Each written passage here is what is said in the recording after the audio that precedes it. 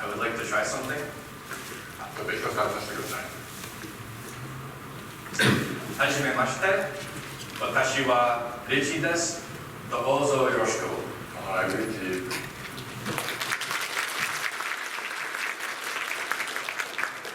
My name is Daniel Ritchie, and I am here to talk about our DevOps journey at Broadridge. 私の名前はダニエル・リッチーと申します。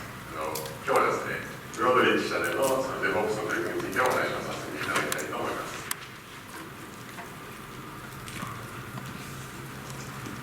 So the things that we will discuss are shown here. I will quickly introduce each of the items. 今日これお話しさせていただくことなんですけども、簡単にざっと触れさせてください。First, an introduction about Broadridge and myself. まずですね、自己紹介とブロードリッジ社の内容について紹介させてください。Second, a way to think about DevOps which will be helpful for your journey. 次にですね、その DevOps テーマについてどのように考えたらいいのか、それが皆さんの助けになると思ってその話をさせていただきたいと思います。Also, some details for how we have implemented DevOps at Broadridge. 次にブロードリッジ社で DevOps をどのように実現したかというその細かい話をディスカスしたいと思います。Then, some specific ways that Jenkins has been helpful for us. 特にその中でジェンキンスの果たした役割について次にお話しさせてください。And lastly will be a conclusion which will hopefully inspire you to perform your own DevOps training. そして最後にそのまとめをさせていただくので、それが皆さんの DevOps のための役に立つことを期待しています。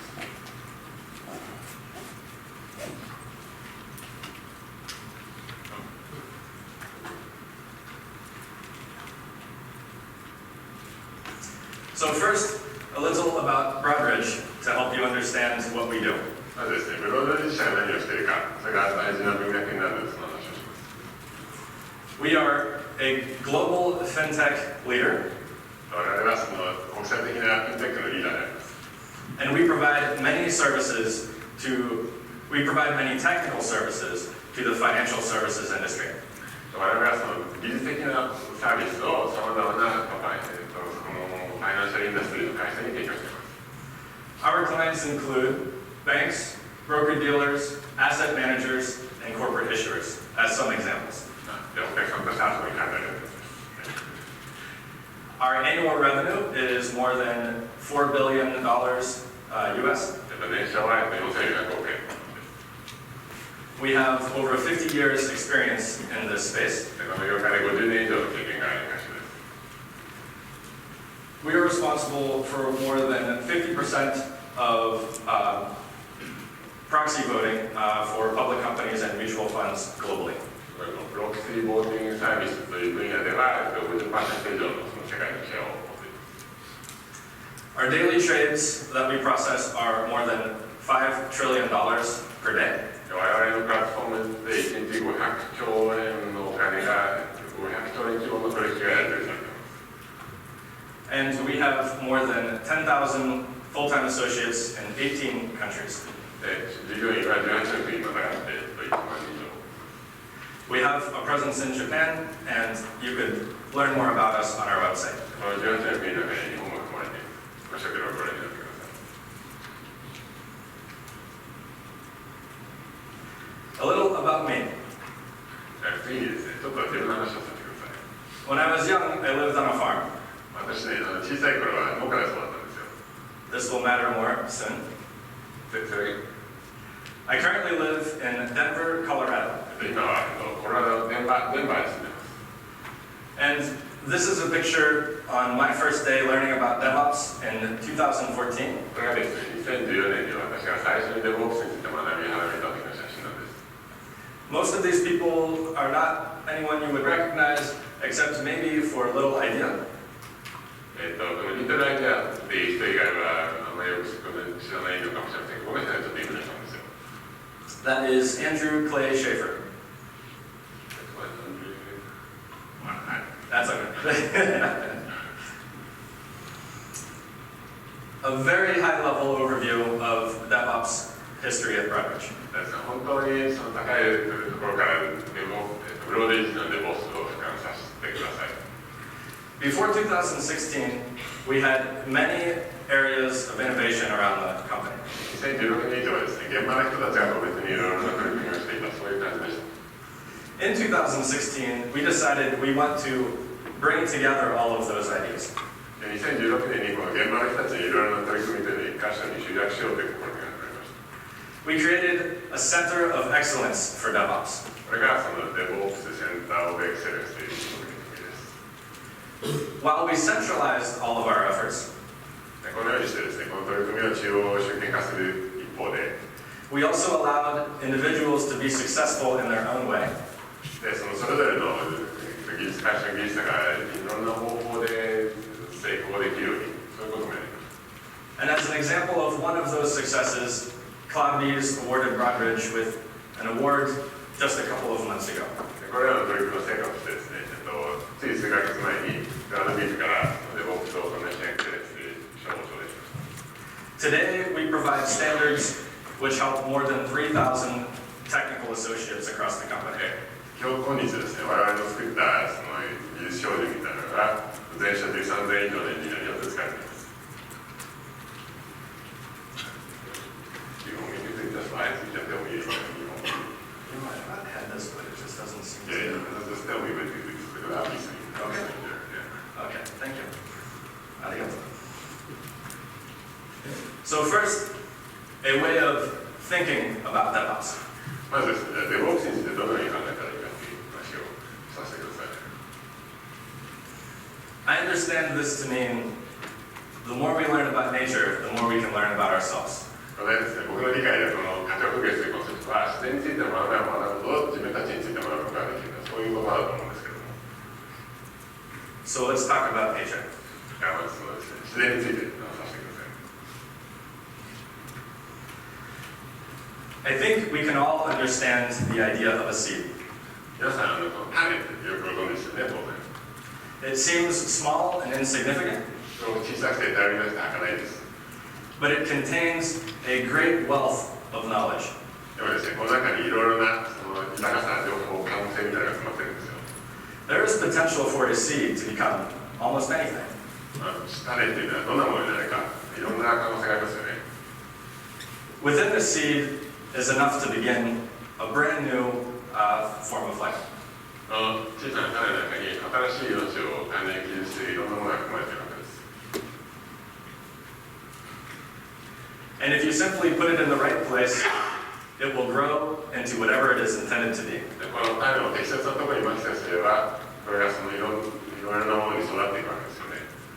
We could even leave this alone and allow it to grow. この種、ただポットを植えてほったらかしにして自分で育つのを待つ、そういうこともできますよ。And eventually it will become what it's intended to be. うまくいけば、その種がなるべきものになったか、好きなこういう立派な木になるかもしれませんよね。This tree can grow without us doing anything.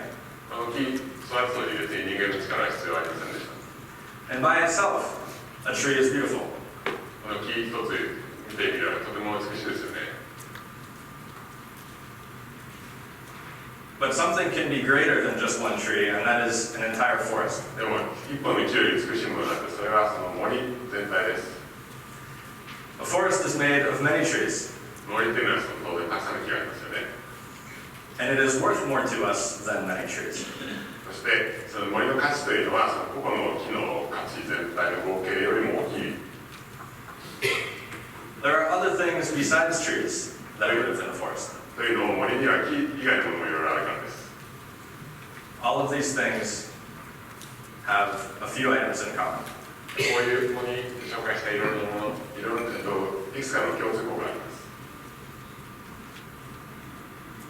All life is supported by these three elements. あらゆる命の形態というのはこの3つの要素によって支えられているからです。And we have an opportunity to influence these elements. そして我々はこの3つの要素をさまざまに影響を及ぼすことができます。I know what you're probably thinking now. さあ、皆さん今何を思っているか分かりますよ。What does this have to do with DevOps? この自然な話は一体 DevOps と何の関係があるのか、皆さん疑問に思っておられるでしょう。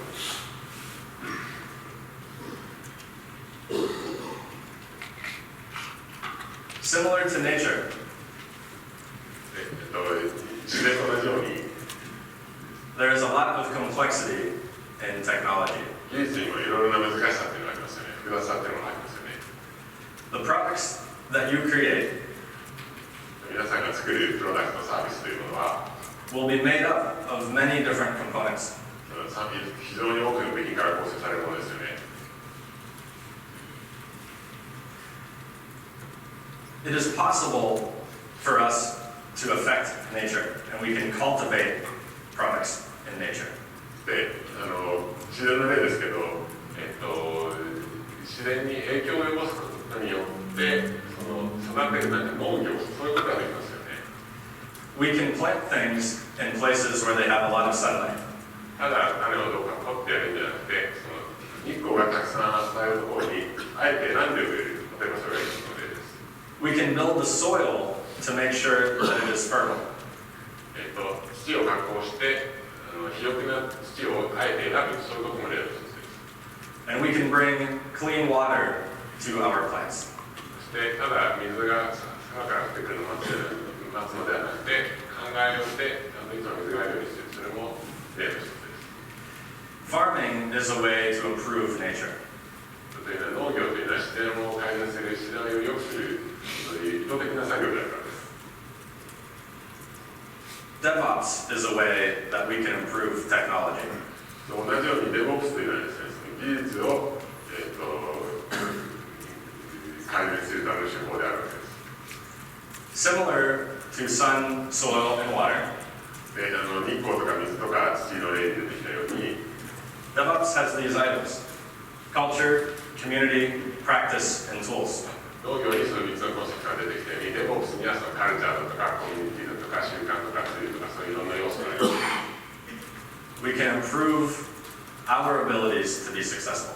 で、このいろんな要素に影響を及ぼすことによって、その全体としてこのテクノロジー DevOps の成功のチャンスという成功の可能性、確率というのをより良くすることができます。Ari talked about this in his last presentation. アビーが前回の、以前この前の発表でこういうことを言ってました。He talked about enablement. それはイネブルメントの話です。I think it's the same thing. I hope Ari would agree. で、私がここで言いたいのは、彼がイネブルメントという言葉で表していたことと同じことだと思います。アビーもそのことについて納得してくれて、同意してくれると思います。So now I will talk about our sun, soil, and water for Broadridge. じゃあ我々のテクノロジーにとっての、太陽とか水とか水に相当するものについて話をさせてください。This is culture, community, practices, and tools. それはその文化であり、コミュニティであり、プラクティスであり、ツールであり、そういう要素です。I don't expect all of these to directly translate. ここに書いてあるものは通訳だからしようとしないです。はい。But for reference, I wanted you to know the background which helped us be successful. ではですね、ここに書いてある人たちと彼らの考え方、著作みたいなのが私とブローデージの取り組みについて大きな影響を及ぼしました。Ron Westrom talks about a culture, a model for culture. このローン・ウェストラムという人は、カルチャーのモデルについて話をしたらしいです。The goal here is a generative culture. このゴールの、そこでのゴールというのは、創生的な文化、創造的な文化、そういうことです。John Quarterback talks about how existing technology is here to stay. ジョン・コーディバックという人は、今ここにある技術がいかにこれからもどんどん続いていて、そんな簡単には根絶やしにされないかということについて、根絶やしにされないのかということについて話をします。He also talks about how we can use modern approaches to improve the existing technology. そして、新しいプラクティスがそういった古い技術をいかに改善していくのに役に立つかということについてから話をしたんです。In this case, CD specifically. この場合、特にコンティネンスデリバリーについて特に話をしていました。Gene Kim talks about how we can make our organizational culture better for learning. ジン・キムは、組織の文化というのを、どのように、学びということを中核にどのように良くしていくのかという話をしていました。Improving your ability to learn improves your ability to deliver. というのも、その学ぶということを身につけた組織は、その成果 And I say this in the context of the organization, not just an individual. で、私がこの話をするのは個人個人のことではなくて組織が学ぶというこ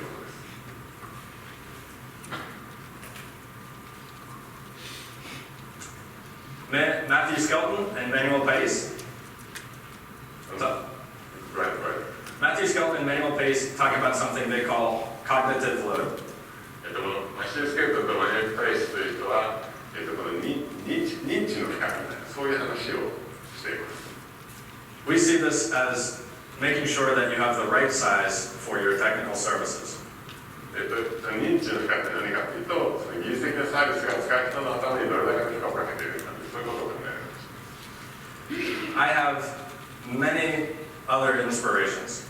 ここにいる段階にも本当にいろいろ多くの人から刺激を受けました。You will find your own inspiration amongst your peers. そして皆さんはですね、皆さんの身の回りの人からすごく多くのことを学ぶということがあるのでありますから、それを大事にしてください。First, we will talk about generative culture. じゃあですね、この創生的文化、なんていうんですかね、創生的文化について話をさせてください。This is well defined, but we can oversimplify it by saying, be good to each other. これについてはですね、いろんな人がいろんな考察をしていくんですけども、ここではね、バッサリ単純化させていただいて、人が他の人に敬意を持って接する、それがですね、根底になっているんじゃないかなと僕は思っているんです。Treating your peers with kindness and respect is one of the most direct things you can do to influence your culture. 同僚に敬意と親切な心を持って接するということが組織の文化の改善にすごく役に立つんです。Another thing that you can do is make sure that the conversation is always focused on outcomes. それもう一つ皆さんができることは、話のテーマが結果に注目するということを忘れて、常に結果に注目した話をするということです。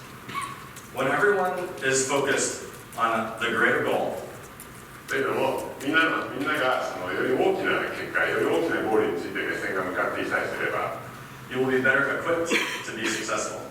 よりその成功する確率、より成功に近づく、より成功しやすくなるということが言えるからです。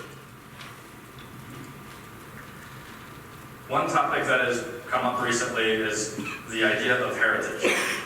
最近話題に上っている考え方の一つに、ヘリテージ、資産を入れるのがあるんですけれども、especially as young technologists, it's easy to think the latest offering is the best way.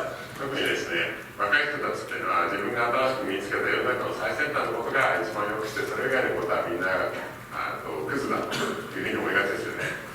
But we cannot simply assume that because it's new, it's better. でもですね、新しいからいいというふうには当然限らないわけです。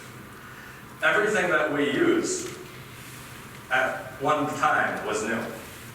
というのも、我々が使っている古いものも全て過去の一時点では新しいそのキラキラなものだったわけですよ。So people in technologies that have been around for a long time, だから人とかそのテクノロジーとかその長く使われているものにはですね、have learned a lot, and you can learn a lot from them. それなりの良さがあるので、その良さというものを学ぶべきだし、そこから学ばれた知見というのには、学ばれた知見は次にも生かされていくわけです。In many cases, those technologies will not be replaced. そしてなんと多くの場合ですね、こうした古いヘリテージテクノロジーみたいなやつはそんな簡単にはリプレイスされないです。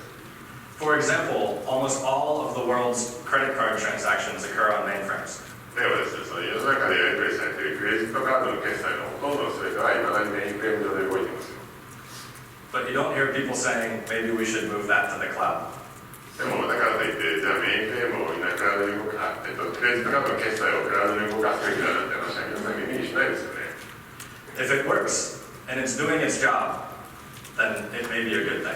メインフレームがそのクレジットカードの決済に役に立っていて、それがうまく動いているならば、だからただ新しいものに乗せ替えるということは必要ないわけです。So, because it has been around for a long time, do not assume it needs to be replaced. だから昔からあるからといって、ただそれだけの理由で新しくしないかというふうに思わないでください。Also, we have an opportunity on a personal level. そしてその一人一人のレベル、個人個人のレベルでもさまざまな機会 We can learn a lot from those who have come before us and are experienced. というのはつまり我々の先人たちの知識や経験から学ぶことはたくさんあると思うんです。Don't assume that one of your peers does not have something good to offer because they aren't using modern approaches. で、その皆さんの同僚の一人が新しいモダンなプラクティスやツールを使ってないからといってその人から学ぶことが何もないみたいな傲慢な考え方はやめた方がいいと思います。Work with them and find ways to bring modern approaches to their way of doing things. その人たちと一緒に仕事をしてその新しいやり方みたいなところでどう取り入れていったらいいのか一緒に考えていったらより多くの実りある結果が得られると思います。I will borrow Ari's comments. Find ways to enable and empower them to be successful. 僕でもまたそのさっきのアリさんの話を、引用したいんですけど、それだけでwhat was the quote that you from Ari that you just mentioned? Ari was talking about enablement and empowerment. So find ways to enable and empower people. 人々をイネーブルしたり、助けをしたり、応援したりするやり方を見つける。それがすごく大事だと思います。Next slide. Yes, sir. Thank you. You can also help your organization become better at learning.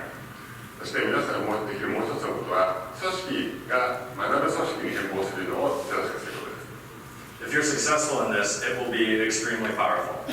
もしこれに成功すると、非常に大きな実りが得られます。Here are a couple things that we did. 我々のブローディッジではいくつかの次のようにいくつかのことをしました。The first thing is we provided ways for people to talk together. まずですね、その従業員の人たちがお互いに話をする、一緒に話をする機会を場を作りました。These are people who would not normally talk amongst each other. この人々っていうのは普段の同僚とかじゃなくて、普段話す機会がない、そういったというかが作ってくる、そういう機会を作るんです。These are different parts of the company focused on different things. 例えば会社のあちこち別々の部署にいて、違う目標を持った仕事をしている人たちのグループだったりします。These are individuals who may be brand new to the company or executives that have been there for a very long time. 例えば新人と会社の重役を同じ部屋に入れて話をさせてみたりします。And we simply created ways to have discussions in an open format where we shared a common goal. For example, DevOps. そしていろんな人がただ来て共通のゴール、例えば DevOps みたいなのについて話をできる、そういう場を設けました。We have a meeting for DevOps once a month that we have had every month for 3 years. 過去3年間毎月月1回集まるその DevOps に関する会合みたいなこういう仕組みのもとで連綿と続いているんです。It is open to everyone just to talk about DevOps. で、誰でも自由に参加することができて、DevOps の話をしたい、DevOps の話をしたいというだけで十分な資格です。And we always make sure to ask participants to actively participate in the discussions. そして、ここに集まった人にはみんな積極的に話に参加してもらいます。聞いてもらうだけでなくて。The second thing that we do is we have meetings for specific technologies. そして次にやったこと、もう一つやったことは、ある特定の技術について話す場を設ける、そういうことです。For any technology that's popular, we host a meeting once a week. 何でもいいんですけど、人気のあってあちこちで使われている技術については、1週間に1回そういう場を設けています。This meeting is open to anyone who has an interest in that technology. この技術に興味を持ってさえいれば誰でも自由に参加できるそういう場です。The first thing we do is make sure that no one has any issues preventing them from moving forward. で、この場で何をするかというと、まずその参加している人たちの上で何か使う上で壁にぶち当たっている人がいないか、そういうのをその壁の話をします。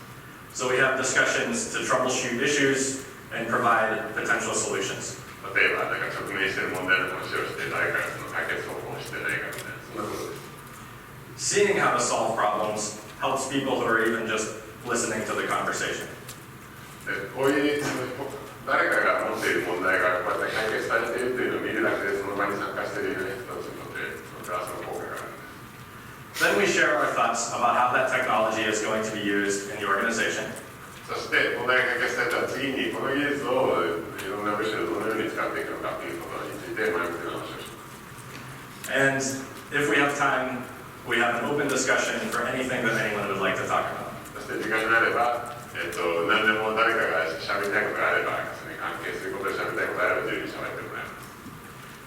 these meetings help people feel like it's okay to ask questions. こういう場が何で役に立つかというと、みんなにそのくだらない質問とかじゃなくて疑問を持ってそれを聞いていいんだと、そういう自信を持ってもらうのに役に立つんです。And eventually, you'll find that people start helping each other. そしてこれが続いていくと、そのうちですね、その参加者がお互いに自発的に互いを助けるようになっていくんです。Allowing this opportunity, however it happens, is very important. このような場を設けること、それは非常に大事だと思いま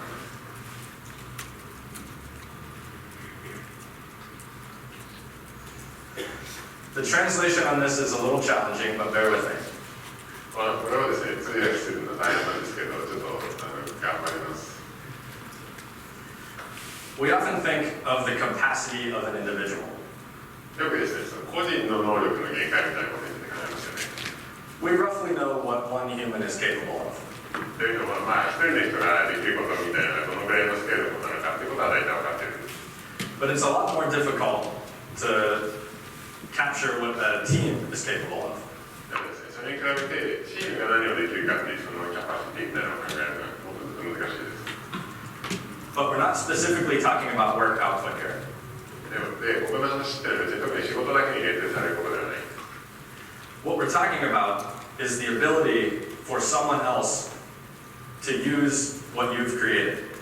ここで何の話をしているかというと、あなたが作ったものを他の人が使うのはどのぐらい大変なんだろうかということを考えようというそういう話です。I was speaking to our interpreter earlier, ですね、この通訳の人と前にこの影の前で話をしてたんですけれども、and I used the example of a cell phone. それだけI used the example of a cell phone. 携帯電話の例の話になったんですよ。Behind that phone is a huge wealth of technical knowledge and experience.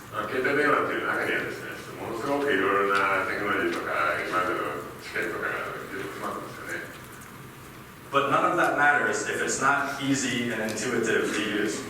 でもそれがいかにすごいものが入っていたかといって使うのが簡単で誰でも使いやすくなければそれには価値がない、そのすごさに意味がないのであります。So when you're working with peers across functional areas, when you're working with peers across functional areas, like different technical areas, 違う職種をまたがったいろいろな人たちと仕事をしているときには特に you must make it easy for them to use your services. あなたの作ったサービスをその異なる職種の人たちが簡単に使えるように努力をして注意を払わなきゃいけないです。And there is a limited capacity for what can be communicated. そしてその使い方みたいなのをコンセプトを他の人に伝える、その時に伝えられるものの量には限りがある。So there are two takeaways for this. でここから学ぶべきことは2つあると思います。One is to make sure that all teams make their products easy to use. それは1つ目はあらゆるチームが自分たちの作ったものを簡単に使えるようにしなきゃいけない、そういうことです。Some examples for us: で我々にとって次のような例がありました。 deploying databases, データベースをデプロイするこprovisioning infrastructure, と、クラウドプロビジョニングですね、configuring systems, システムの設定、 all of the things that must come together to create a technical product. でこういうものがですね、それ一箇所に集まることによって、技術的な製品それを構成しているわけじゃないですか。Require that each of the teams make their solution easy to use. でこれがうまくいくためにはそれぞれのチームが自分たちの作業結果に簡単にしないといけない。 The second thing is not simply to demand it, but to give them a way that makes it easy. Provide a way that makes it easy. そしてその2つ目に考えなきゃいけないことっていうのは、ただいろんな人に作ったものを簡単にせよって命令することではなくて、いろんな人たちが作りやすいもの、使いやすいものを作るためにはどのような手助けが必要か、それを考えるということです。A common phrase that we use is make the right way the easy way. で、ここで我々がよく言うのは、一番make the right wayでいいですね。正しく一番やってほしいことを一番簡単にすればいい、そういうことですね。それについてよく話をします。Next slide. you will use a lot of tools to be successful.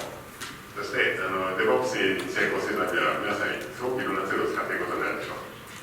We have learned the most important thing is that tools must be useful and easy to use. だから今までの考え方に沿って考えていくと、この一番大事なことはツールが、簡単で役に立つってそういうことです。We have found that Jenkins is useful and easy to use, so I'm happy to talk about it today. 我々はそのJenkinsは簡単で役に立つということに自信を持っているので、今日Jenkinsを言いたがりますが、それについてちょっと話させてください。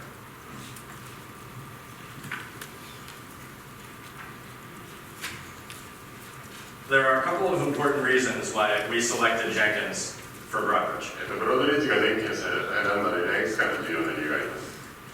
The first is that there is a massive community of people who have contributed to the product over the years. 一つはこのJenkins製品に何年もにわたっていろんなものをコントリビュートしてきた大きなコミュニティの存在があります。It's important for us to focus on something that others also believe is useful. 我々は赤信号をみんなで渡れば怖くないと思っているので、みんなが使っているものを使っているのは大事な基準です。But we are also a large company. その一方ですね、我々は大きな大規模な会社ですから、And it was important for us that our product had enterprise backing for it. こういう使われる製品が企業によってちゃんとサポートされているということは我々にとっては重要な基準の一つでした。Jenkins hit both of these marks. Jenkins はこの2つの要件を満たしています。When we look at CI specifically, まずその継続的インテグレーションについてまず細かく見ていくと、 we asked developers across Broadridge what tools that they were using for CI. ブロードリッジの社員の技術者に CI にはどういうツール使っているのと聞いてみました。By a significant amount, Jenkins was the number one choice. 圧倒的にここでJenkinsがみんなの一番頻繁に使うそういうツールだったんです。We knew that selecting Jenkins meant we weren't going to ask people to come up with something brand new. だからJenkinsを使いさせれば多くの人に新しいものを学んでもらうそういう必要がないです。And as we set standards, we knew that people would understand what we were asking of them. そしてJenkinsをデファクトにするときにみんながそれが何を意味しているのかについてすぐに分かってもらいます。It's clear that continuous delivery is an evolution of development efforts. 継続的デリバリーが、ソフトウェア開発の次のステップだということについては私は自信を持っています。And as we grew, right. 会社が大きくなりつつて、we realized that Jenkins was capable of solving other problems that we had. 我々の取り組みが進展するにつれて、Jenkinsがそういった新しいチャレンジに役に立つということにも自信を持っています。And as we came up with challenges, we realized it would be easy to ask Jenkins to do that work. いろいろなやりたいことやらなきゃいけないことが増えるにつれ、その仕事をJenkinsにやってもらうということが簡単だということは私たちには分かっていたんです。Because of this, it made it very easy to use Jenkins for our entire continuous delivery pipeline. だからJenkinsをその継続的 CD プロセスの全般の中核的役割を担わせるということについては、決定は非常に簡単なものでした。And we realized we could use Jenkins for all of the different technologies that we had to support. そしてブロードリッジみたいな大きな会社ではさまざまな技術のスタックをサポートしなきゃいけないんですけれども、Jenkinsでそれだけの柔軟性もありました。And in fact, we could allow teams to use their own approaches as long as they ultimately wrapped it in Jenkins. だからそのチームにそれぞれのチームにかなり好き勝手なことをやってもらっても最終的にそれがJenkinsの中上に乗ってさえいればいいということで、それがその自由度を提供することになると思います。This allows individuals to be successful in their own way. それによってそれぞれの人がそれぞれの方法で成功するという道が切り開かれました。And we never had to be afraid about whether or not we would be able to support new technologies. そして新しい技術とか新しいチームをオンボードするときにその人たちの技術をJenkinsでサポートできるかみたいな心配をする必要がなかったんです。I hope I got this translation right. これ、この日本語合ってますかね。The more people you ask, the more opinions you get. いろんな人に聞けば聞くほどいろんな意見が出てきます。This is even more of a problem when you talk about multiple technologies. からその技術について言ってはこれはよりさらに大きな、つまり技術のことにやってる人たちはさらにいろんな意見を持っています。And as we said, technology is complex. しかも技術というのは結構複雑ですよね。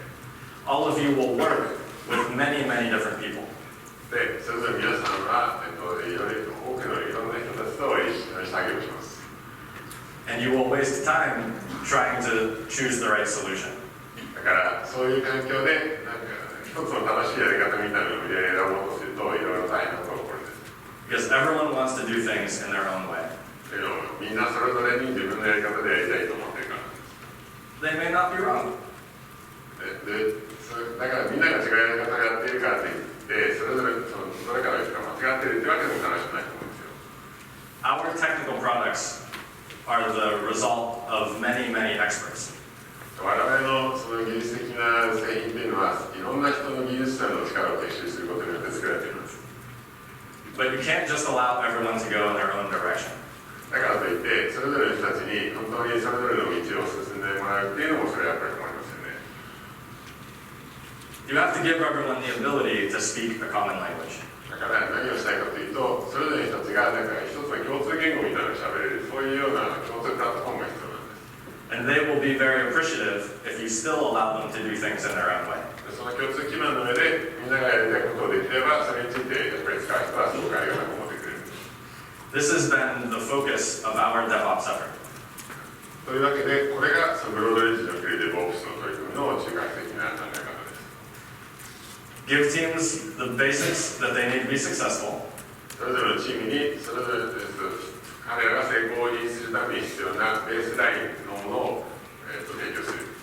And allow them to demonstrate their expertise in their own way. そしてその上で彼らが何かより高度なことをしたいのであればそれを邪魔をしないということです。And Jenkins has helped us give them just enough framework to keep everyone together. ジェンキンスというフレームワークがみんなの共通性を担保する本当に必要十分なフレームワークを提供してくれます。So everyone can be an expert in their own way. だからしかもその上でみんなが自分たちのやりたい高度なことを自由に実現する人のだけになりません。So now some things that you can take with you. じゃあ、Think about this. これ私のこの発表から皆さんどういうことを学んでいただけるでしょうか。You don't know how much potential a seed has. We do not know how much potential a seed has. 皆さんこう種を見たときにその種の潜在能力みたいなのはその瞬間に分かるということはその瞬間には分かりません。But every individual, every person, every idea. でもどの一人一人どの一つのアイデアを取ったとしても Each one has great potential. その一人一人そのアイデアにはすごく大きな潜在能力があるんです。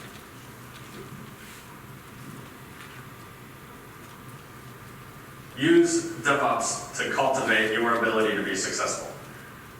DevOps を使って皆さんの組織を成功に導く力を育ててください。Find out what your sun, soil, and water need to be. 太陽の光、水、土という話をしました。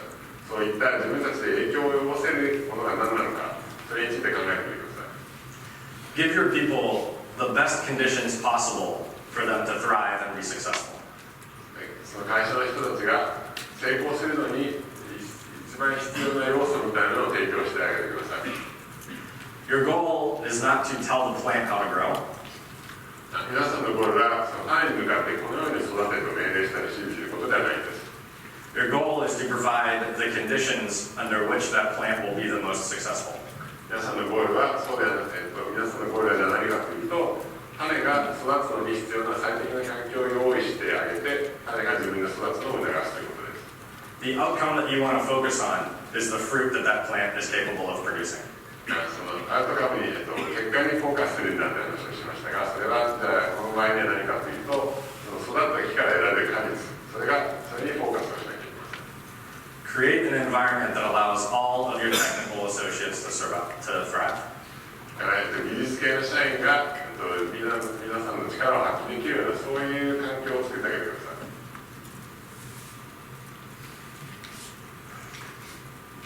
Great things are made of many individuals. で偉大なことというのはいろいろな人の力を合わせることによって達成されます。A forest is not made of a tree, it is made of many trees. 森は一本の木からなっているんではなくて多くの木からなっているんですよ。You want your forest to be full of healthy trees. 皆さんの森を作るのであれば、いろんな元気な木がたくさんそれに含まれているようなそういう森を作ってください。At Broadridge, we've used Jenkins to allow our forest to grow.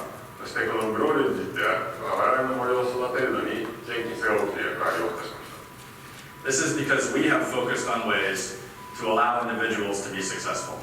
というのは我々は我々の会社の社員がそれぞれに成功するために何が必要なのかということについて注意着目をしてきたからです。We allow teams with different technical responsibilities to work with each other through Jenkins.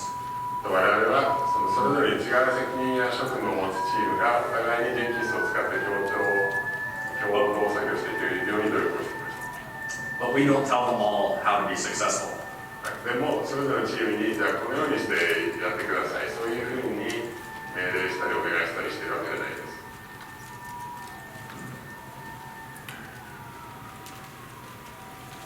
Our solutions are not only the technical solutions. で我々の作ったソリューションっていうのは技術的なものだけに終始するわけではありません。Don't forget about the people that allow the technology to be successful.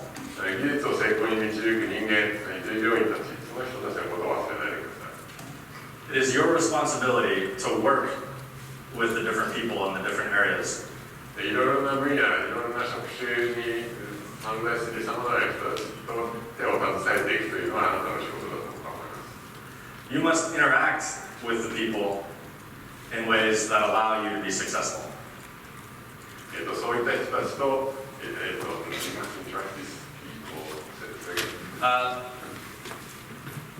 sometimes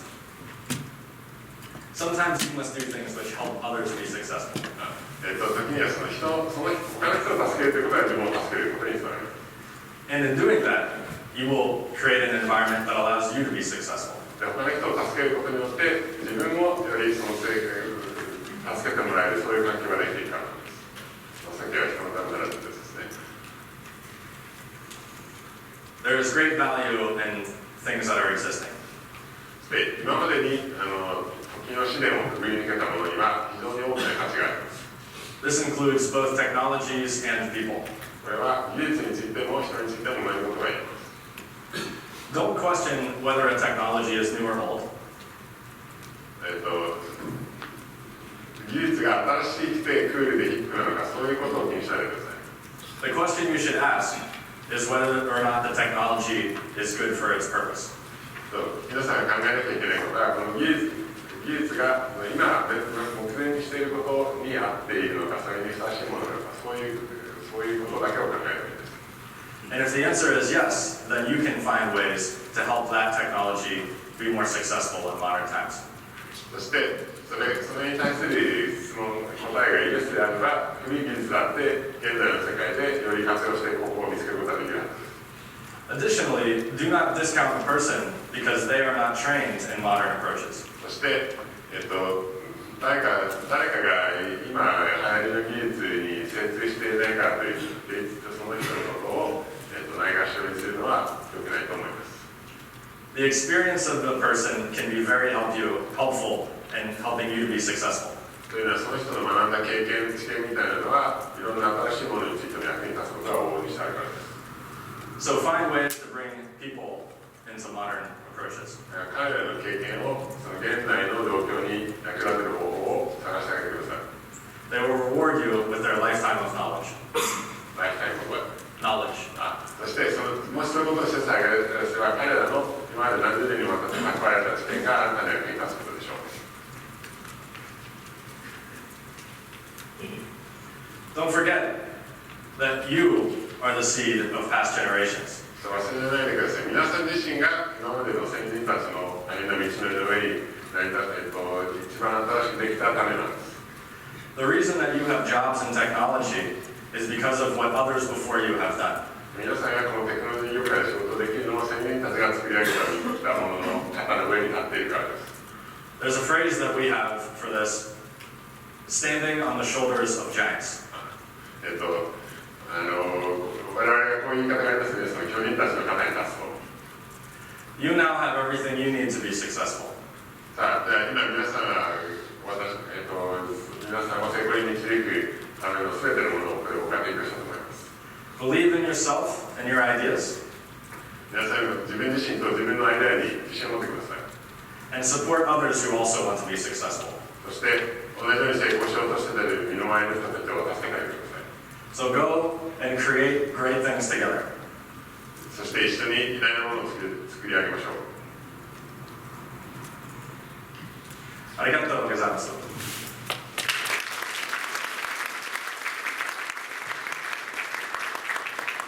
I want to thank a few people quickly. 何人かの人に特にお礼を申し上げたいと思います。川口さん。ありがとうございます。